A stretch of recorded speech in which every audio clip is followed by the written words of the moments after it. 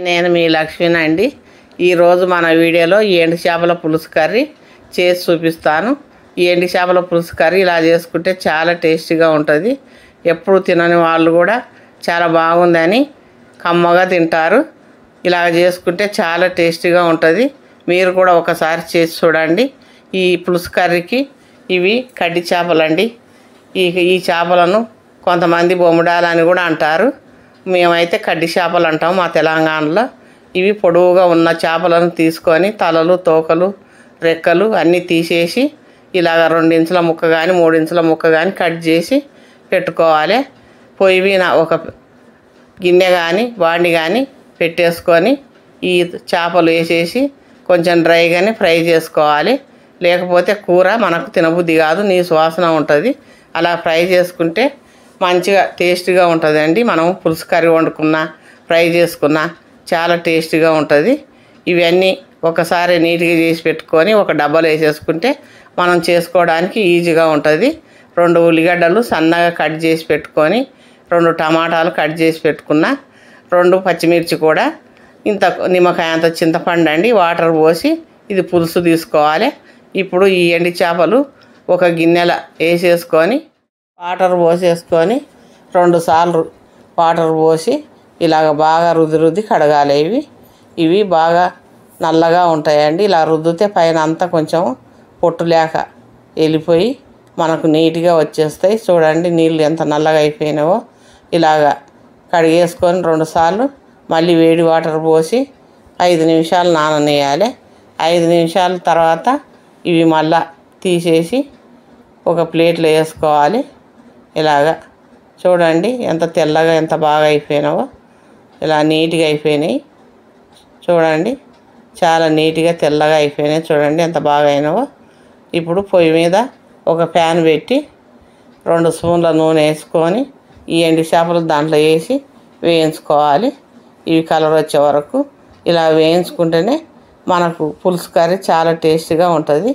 లేకపోతే టేస్ట్ ఉండదండి. ఇవి ఫ్రైకైనా ఇగురు కూరకైనా ఇలా పులుసు కూరకైనా ఇలా వేయించుకుంటేనే మనకు కర్రీ చాలా టేస్టీగా వస్తుంది.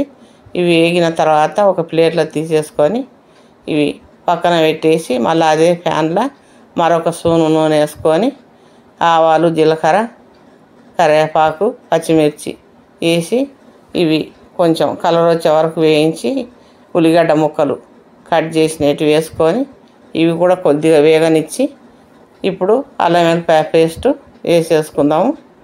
ఇవి 2 కొంచెం లైట్గా వేగే వరకు వేయించుకుందాము. మరి రోస్ట్గా వేయించాకండి. టమాటా ముక్కలు వేసుకోవాలి. ఈ ఎండి చేపలు కూడా వేసేసుకొని ఇవి ఒక 1/2 స్పూను పసుపు, ఒక 2 స్పూన్ల కారం కొంచెం ఎక్కువనే పడుతుందండి, చేపలు కదా.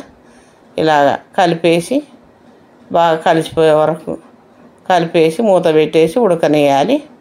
ఈ టమాటాలు మగ్గుతాయి. మగ్గినవేమో చూద్దామండి.